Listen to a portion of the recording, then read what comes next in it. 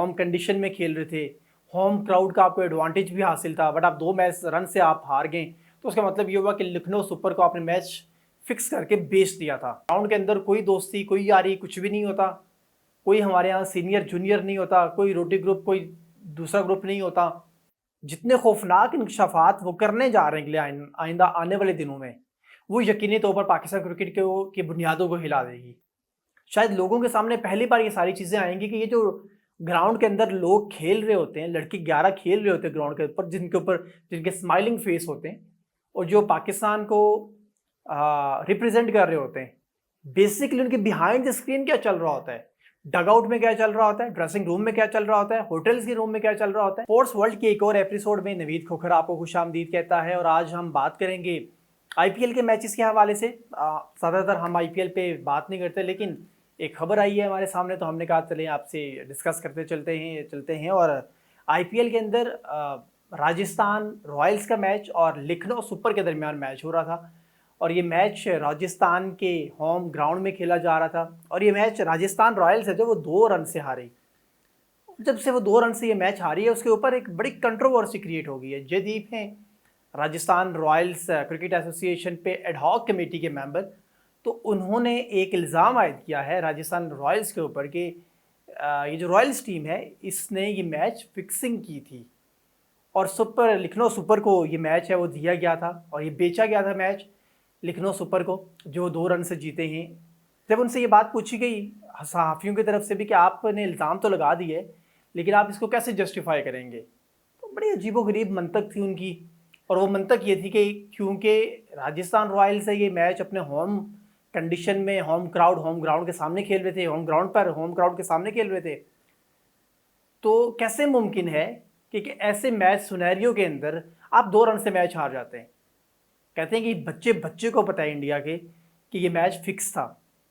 तो जब से उन्होंने ये बात की तो जहाँ पे वो शायद सुर्खियों के अंदर बने हुए हैं और आप टेलीविजन पे बात कर लें, आप सोशल मीडिया की बात कर लें, आप अखबारात की बात कर लें, इंग्लिश हूँ या हिंदी हूँ, तो सारा मीडिया उनको लेके चर्चा कर रहे हैं इस बात के ऊपर कि ये जयदीप किस तरह से ये बात कर सकते हैं कि हर बच्चे बच्चे को पता है ये मैच फिक्स था, बट वो कोई सॉलिड रीज़न नहीं दे सकें कि ये मैच कैसे फिक्स था। बस महज इस बात के ऊपर कि आप 2 रन से हार गए और आपका होम ग्राउंड था, आप होम कंडीशन में खेल रहे थे, होम क्राउड का आपको एडवांटेज भी हासिल था, बट आप 2 मैच रन से आप हार गए, तो उसका मतलब ये हुआ कि लखनऊ सुपर को आपने मैच फिक्स करके बेच दिया था।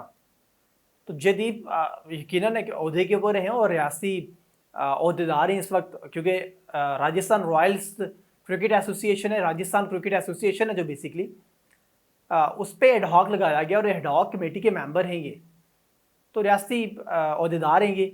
और रियासती ओहदेदार की तरफ से इस तरह का बयान आना यकीनी तौर पर आईपीएल के ऊपर बड़ा सवालिया निशान है, क्योंकि आम बंदा बात नहीं कर रहा, ये बात कर रहे हैं रियासती ओहदेदार, तो बड़ा सवालिया निशान है ये कि आप आईपीएल की वो जो आप बात करते हैं कि आप बड़े साफ़ और शफाफ किस्म के ये मैचेस करवाते हैं, तो फिर मेरा ख्याल है इसके ऊपर आईपीएल इंतजामिया का जो भी बयान है वो तो आ ही गया है, बट क्लियरली आना चाहिए, बहुत कैटेगोरिकली आना चाहिए, क्योंकि ये सिर्फ मामला एक मैच का नहीं है। अब ये पूरी की पूरी आईपीएल की जो लीग है, ये इंडियन प्रीमियर लीग है, जो जितना बड़ा इसका ये ढांचा है, अब इसके ऊपर ये सवालिया निशान है कि क्या दीगर मैचेस हैं वो भी मैच फिक्सिंग का शिकार होते हैं, मैच फिक्सिंग होती है उसके अंदर।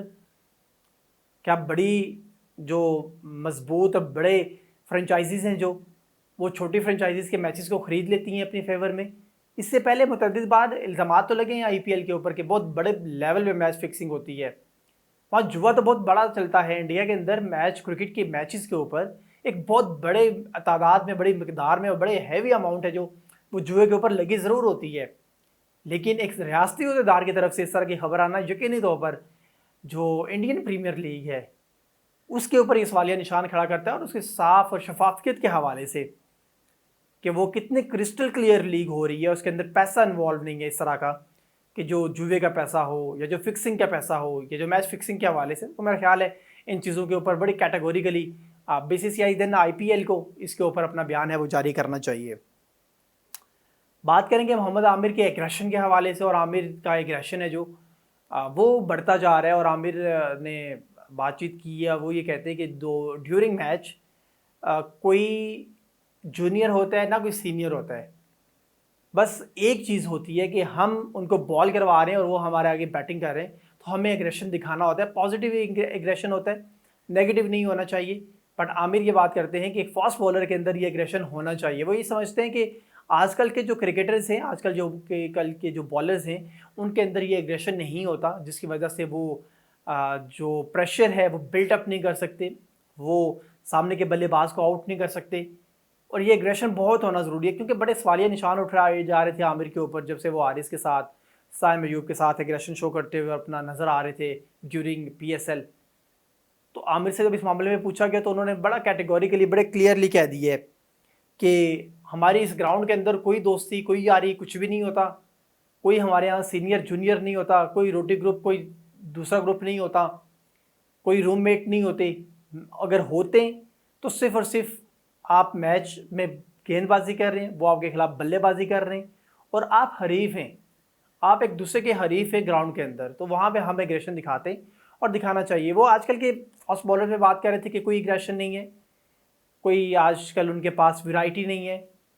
एक बॉल करते तो दूसरी वहाँ पर, तीसरी वहीं पर, उसी स्पीड के साथ, उसी लाइन लेंथ के साथ। तो जो बैट्समैन समझ जाते हैं, फिर उनकी पिटाई ज़्यादा होती है। वो ये समझते हैं कि आजकल के जो बल्लेबाज हैं, जो वो ज़्यादा गेंदबाजों को रन मार रहे हैं, उसकी सबसे बड़ी वजह यही है कि आजकल के बॉलर्स के पास वैरायटी नहीं है। लेकिन चलें, आमिर का एक अपना स्टांस है, अपना उनका एक वो एक अपनी सोच रखते हैं, वो कुछ भी कह सकते हैं।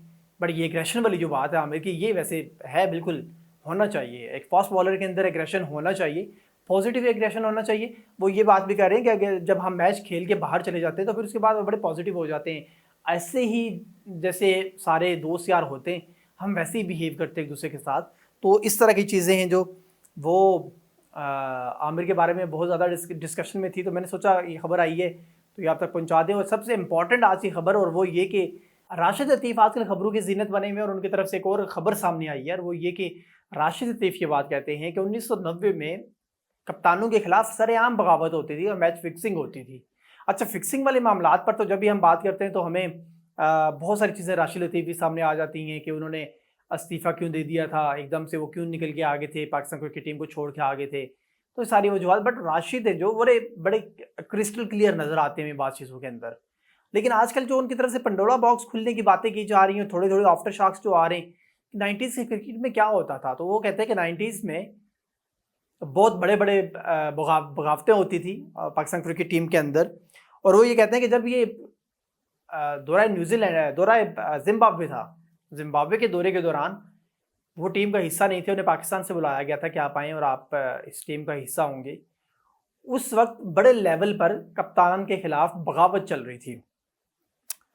आकिब जावेद और जावेद मियांदाद को इन्हीं बगावत के मामलात के ऊपर भी, लेकिन जो मेन चीज़ थी, उनका इशू था, वो थी उनकी परफॉर्म ना करना, परफॉर्मेंस ना होना।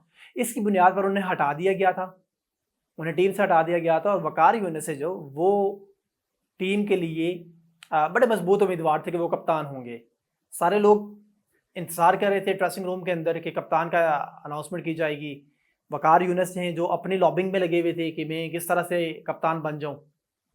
लॉबिंग चल रही थी, और जब राशिद लतीफ़ वहाँ पर गए तो वहाँ पर वो प्लेयर्स भी मौजूद थे ड्रेसिंग रूम के अंदर कि जिनको वहाँ पे नहीं होना चाहिए था, जो टीम का हिस्सा ही नहीं थे। तो आप लोग अंदाज़ा कर सकते हैं कि एक ऐसे वक्त में कि जब आप ड्रेसिंग रूम के अंदर मौजूद हों और वो खिलाड़ी भी वहाँ पर मौजूद हों कि जो टीम का हिस्सा नहीं है, तो ये बड़ी अजीबो-गरीब चीज़ होती है और ऐसा हो नहीं सकता है आमतौर पे। तो कहते हैं मुझे वहाँ से अंदाज़ा हुआ था इस बात का कि शायद कुछ चीज़ें ऐसी चल रही हैं जो नहीं होनी चाहिए। पाकिस्तान क्रिकेट के लिए बड़ी नुकसानदेह चीज़ें चल रही हैं और वो नहीं होनी चाहिए। बट सारे लोग वेट कर रहे थे, और वेट करते के दौरान हमें पता लगा कि सलीम मलिक हैं जो उन्हें बोर्ड की तरफ से, पाकिस्तान क्रिकेट बोर्ड की तरफ से कप्तान बना दिया गया। अच्छा, सलीम मलिक काफ़ी वैसे फेमस भी साबित हुए और बहुत अच्छे कप्तान भी साबित हुए पाकिस्तान के लिए। बट वो ये कहते हैं कि 1990s में और 1996 के वर्ल्ड कप पे भी बात करते हैं वो, कि उस दौरान फिक्सिंग, कप्तानों के खिलाफ बगावत, ये चीज़ें बड़ी कॉमन थी। वो ये समझते हैं कि आजकल के जो प्लेयर्स हैं वो इसमें से किसी चीज़ का भी सामना ही नहीं कर सकते, इन चीज़ों को फेस ही नहीं कर सकते। जितना प्रेशर होता था उस वक्त, एक प्लेयर के ऊपर जितना प्रेशर होता था उस वक्त, इतना प्रेशर आजकल के प्लेयर्स के ऊपर नहीं होता। राशिद लतीफ़ ये बात कहते हैं कि आजकल के जो प्लेयर्स हैं वो स्टार्स बने हुए हैं, वो सिर्फ स्टार्स हैं, सोशल मीडिया के स्टार्स हैं, सोशल मीडिया के ऊपर आके बातचीत करते हैं। और वो ये भी कहते हैं कि शायद उस वक्त अगर जो जस्टिस क़य्यूम की रिपोर्ट के बाद में आई थी इन चीज़ें सारे मामलात के ऊपर लेके, तो अगर उस वक्त उनके ऊपर अमल किया जाता तो आज के ये मामलात ना होते पाकिस्तान क्रिकेट के अंदर। जितने खौफनाक इंकशाफात वो करने जा रहे हैं आइंदा आने वाले दिनों में, वो यकीनी तौर पर पाकिस्तान क्रिकेट की बुनियादों को हिला देगी।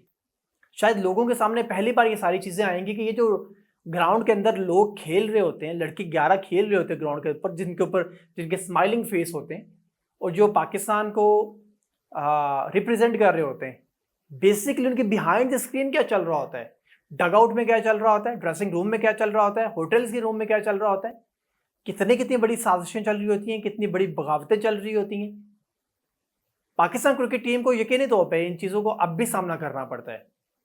अब शायद उस तरह के हालात नहीं होंगे, पर पाकिस्तान क्रिकेट टीम में अब भी वो बगावतें, वो साजिशें, वो सारी चीज़ें होती हैं, वो लॉबिंग्स होती हैं अब भी। मेरा ख्याल है कि राशिद लतीफ़ के जो इंकशाफात हैं आइंदा आने वाले दिनों में, वो बड़े खौफनाक होने वाले हैं। और मेरा ख्याल है कि आजकल जो चल रहा है पाकिस्तान क्रिकेट टीम के अंदर, अगर किसी दिन ये चीज़ भी सामने आ गई कि पाकिस्तान क्रिकेट टीम में आजकल चल क्या रहा है, तो ये इंकशाफात भी बहुत भयानक और बहुत खौफनाक होंगे।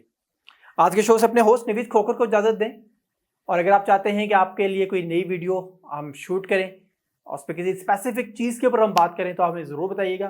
कमेंट सेक्शन में जाएं, हमारा चैनल लाइक सब्सक्राइब भी करें। अल्लाह हाफिज़।